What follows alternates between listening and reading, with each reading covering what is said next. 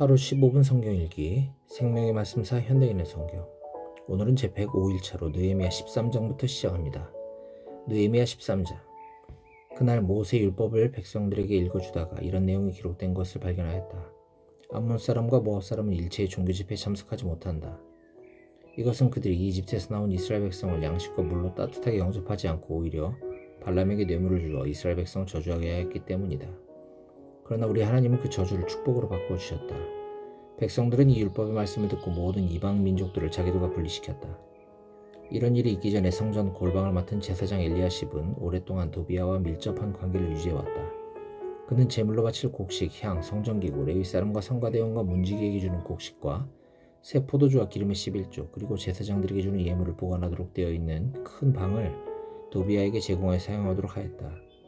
그러나 이 당시에 나는 예루살렘에 없었다. 이것은 내가 페르시아의 아르타크셀크세스 황제 32년에 황제에게 돌아갔기 때문이었다.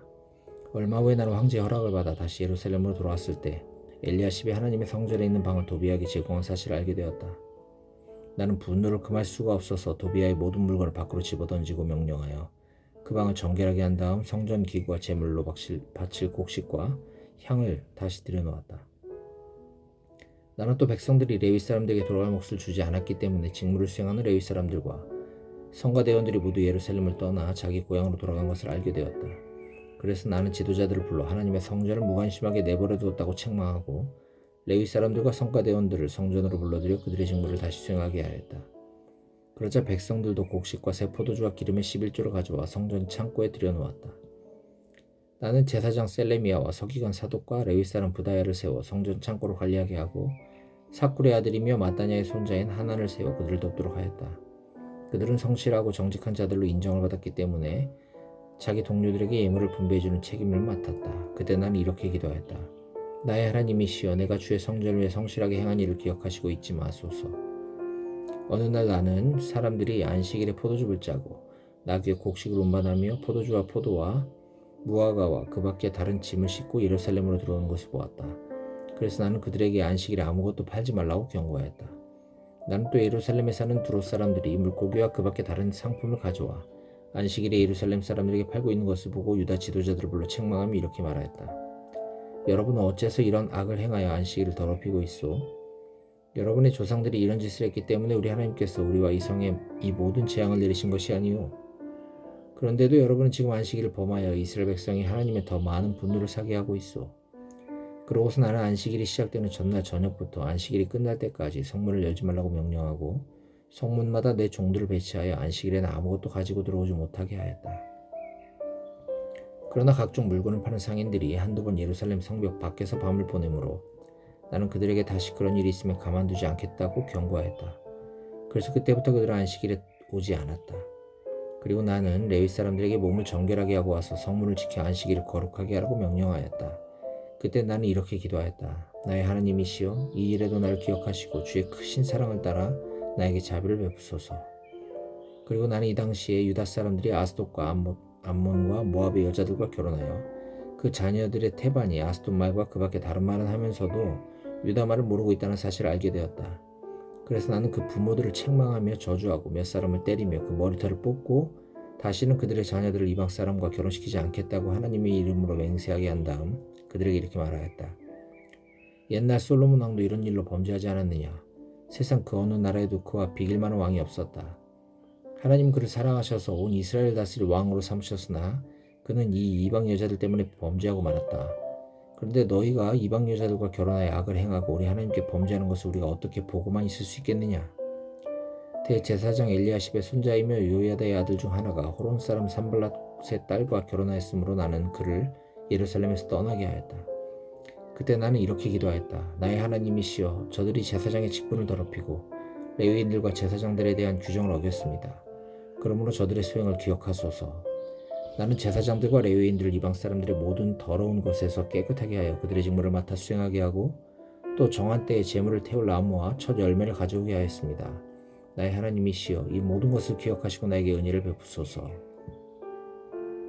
에스더 1장. 이것은 인도에서부터 에티오피아까지 127도를 다스린 메디아 페르시아 제국의 크셀크세스 황제 당시에 일어난 일이다. 크세크세스 황제는 수상궁에서 즉위한 지 3년 만에 성대한 잔치를 베풀고 그의 모든 신하들과 고위관리 그리고 메디아와 페르시아의 군 지휘관들과 각도의 총독과 귀족들을 모두 초대하였다.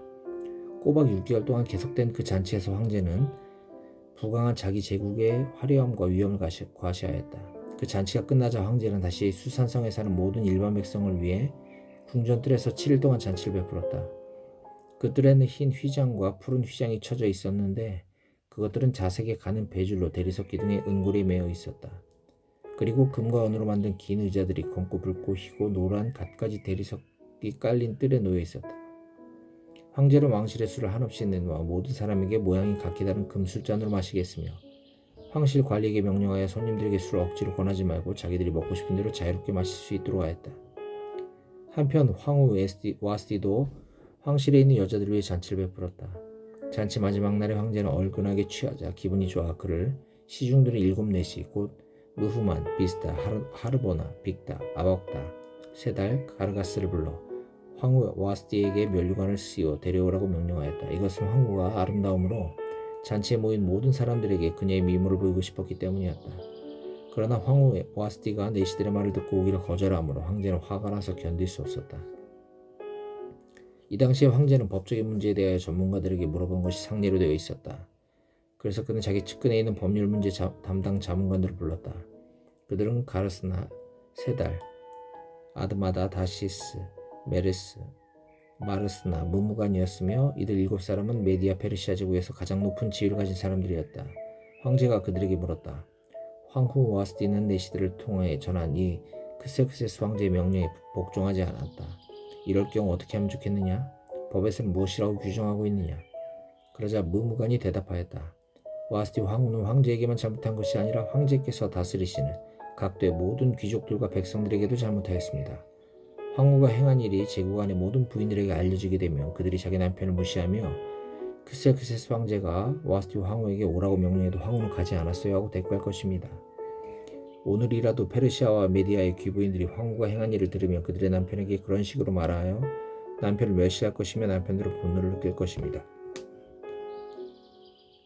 그러므로 황제 폐하께서 좋게 여기신다면 칙령을 내려 와스티를 다시는 황제 앞에 나타나지 못하게 하고 그것을 페르시아와 메디아의 국법으로 정하여 변경할 수 없게 하며 황후의 위를 그보다 나은 사람에게 주십시오. 황제의 칙령이 이 광대한 제국 곳곳에 발표되면 빈부귀천을 막론하고 모든 부인들이 자기 남편을 존경할 것입니다. 황제와 그의 모든 자문관들이 이것을 좋게 여기므로 황제는 무무관의 조언에 따라 각 민족의 언어로 모든 도에 칙령을 내려 모든 남편은 가장으로서의 권위를 가지고 자기 집안을 다스리라고 하였다. 에스더 2장. 후에 크세크세스 황제는 분노가 가라앉자 와스티가 행한 일과 자기가 내린 칙령을 곰곰이 생각하였다. 그때 황제의 자문관들이 이렇게 말하였다. 아름다운 처녀를 찾아보는 것이 어떻겠습니까? 황제 폐하께서 전국 각도의 관리들에게 명령하여 아름다운 처녀들을 모두 수상궁으로 불러오게 하고 그들을 궁녀 담당 내시인 헤게에게 맡겨 그들의 몸을 아름답게 가꾸게 한 후에 황제께서 제일 마음에 드는 여자를 와스티 대신 황후로 삼으십시오. 황제는 이 제안을 기쁘게 받아들여 즉시 실행하도록 하였다. 그때 수산성에 모르드게라는 유다 사람이 살고 있었다. 그는 베냐민 지파 사람으로 야일의 아들이며 시므이의 손자이고 기스의 증손이었다.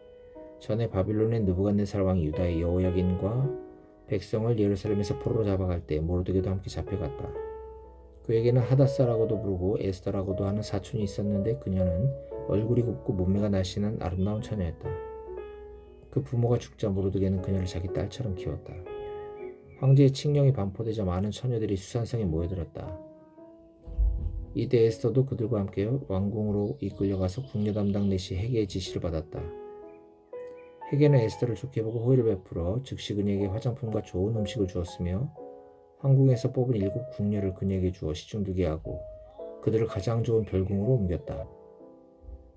에스더는 자기가 유다 사람이라는 것을 아무에게도 말하지 않았다. 이것은 모르드게가 그렇게 말하지 말라고 단단히 일러놓았기 때문이었다. 모르드게는 날마다 후궁뜰 앞으로 왔다 갔다 하며 에스더가 어떻게 지내는지 또 그녀에게 무슨 일이 일어날 것인지 알아보려고 하였다. 처녀들이 크세크세스 황제 앞에 나아갈 때에는 먼저 1년 동안 몸치장을 하였다. 6개월 동안은 모약 기름을 몸에 바르고 나머지 6개월 동안은 향품과 화장품으로 몸을 아름답게 가꾸었으며 그 기간이 끝나면 차례대로 한 사람씩 황제 앞에 나아갔다. 그리고 처녀가 후궁에서 황궁으로 갈 때에는 그녀가 원하는 의복과 장식물을 얼마든지 주었다.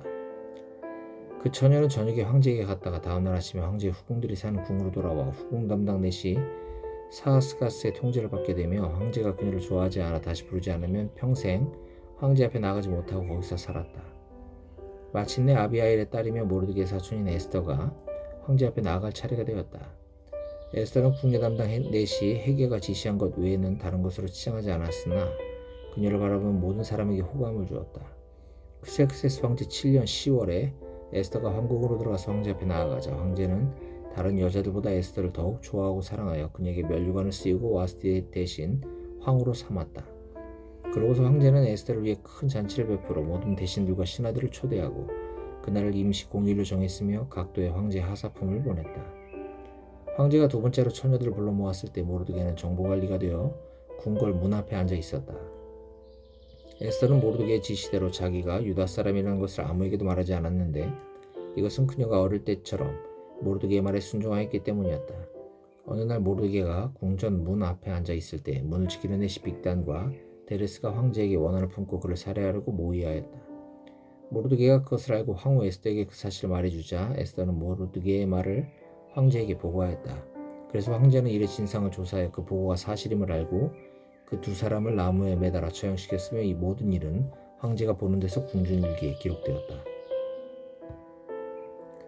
에스더 3장.